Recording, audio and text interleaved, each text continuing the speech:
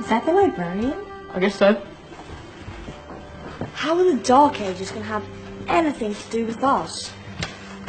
Excuse me. Sorry to bother you. What do you want? We need to find out what impact the Dark Ages had on the modern world. Never was a period of history so poorly named. Don't touch. It's priceless. And I suppose someone's been filling your head with the usual nonsense, eh? 1,000 wasted years. A black hole in history, am I right? Yeah, sort of. You see, it's always the same. You assume it was all mud, disease, death and destruction, with marauding mobs of barbarians ripping down the good of former civilizations, burning and plundering as they went. Nothing of any worth invented either, eh? Oh, no. Go on, Beofrey.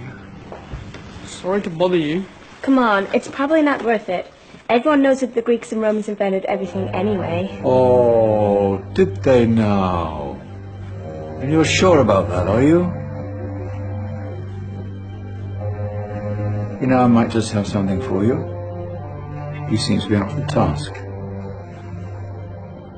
I suppose I could... Follow me. I've got just the book for you.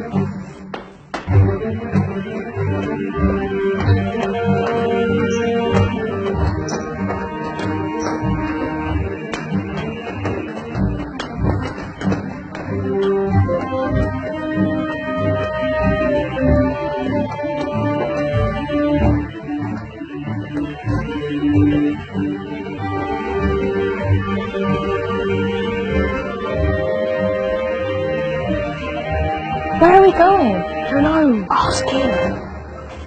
Excuse me.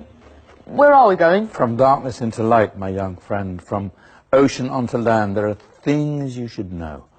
Oh, yes, indeed. Yes, indeed.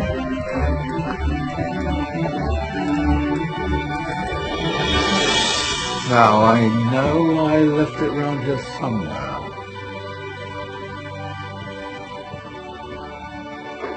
Ah, here it is. Now, take a look.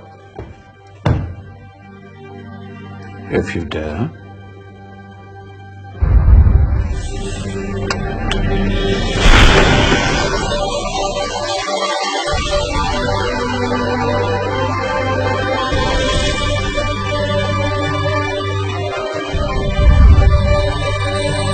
What's going on? Welcome to the Dark Ages, or as it should be known, the Golden Ages. Who are you? I am Al-Jazari, engineer and ingenious inventor. I thought you said this was the Dark Ages. It doesn't look very... dark. That's because it's all a matter of perspective, my soon-to-be illuminated friend. Of course, there are parts of the world that weren't dark at all, but in a civilization that stretched from Spain to China, the golden rays of discovery and invention shone over everything. What civilization? The Muslim civilization, my young friend. Through scholars and scientists of various faiths, some of the most important discoveries known to man were made at this time. Discoveries that drew on knowledge of the ancients, but have more connections with your modern world than you could possibly ever imagine. Like what? Well, all sorts of things. I've got to get a picture of this. I knew it was a good idea. Who are you? Allow me to introduce Ibn al-Haytham, a great scientist whose ideas led to the invention of the camera. You invented the camera. I laid the foundations for modern cameras by explaining how our eyes work. I found a way of projecting an image onto another surface through a small hole in a dark room, later called camera obscura. Think of all the things that evolved from this discovery. Cameras, cinema, all share the same principle. Cool. Look out below! Who's that? That's my good friend, Abbas ibn Farnas, who gazed up to the heavens, passionate in his belief that man could fly. Whoa. Indeed, he dared to dream about flying 1,000 years before the Wright brothers. Do you know you all take your jet-setting holidays for granted, so it only seems fair to remember Abbas ibn Farnas. Stand by. I'm ready for takeoff.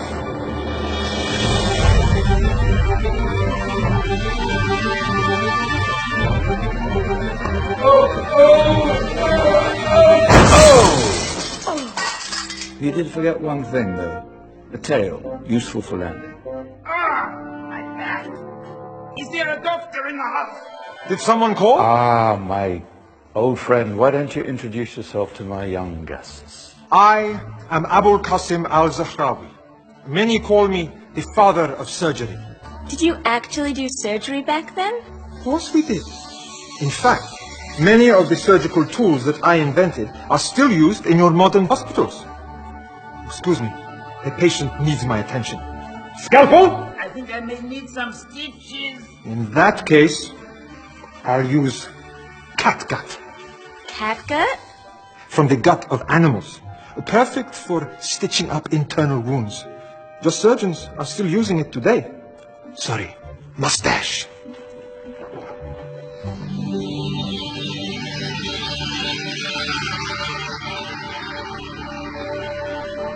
Who's she? That's Maryam al-Astrolabi, one of the many brilliant women of her time. She made sophisticated astrolabes. Astro what? Astrolabes. They show the sky and the stars on a small flat plate you can hold in your hand. Think of them as ancient calculating or timekeeping devices. Today you have your watch, your compass, satellite navigation, helping people and explorers travel the world. Science at its brilliant best. And all these things were developed during the Golden Ages. Well, that's just the tip of the iceberg. There were thousands of other inventions covering all areas of life, and in the years that followed, their influence spread across the whole of medieval Europe. So you see, it wasn't so dark after all. What about you? Me? What did you invent? Well, I don't want to be big-headed, but I made some groundbreaking advances in engineering. I suppose my most significant discovery converted rotary motion into linear motion using a crank and connecting rod. It's essential in pumps and engines. In fact, I've no idea how the Industrial Revolution could have happened hundreds of years later without such a device. Not that I ever get the credit I deserve. But my crowning glory was my amazing time-telling machine. My legendary elephant clock.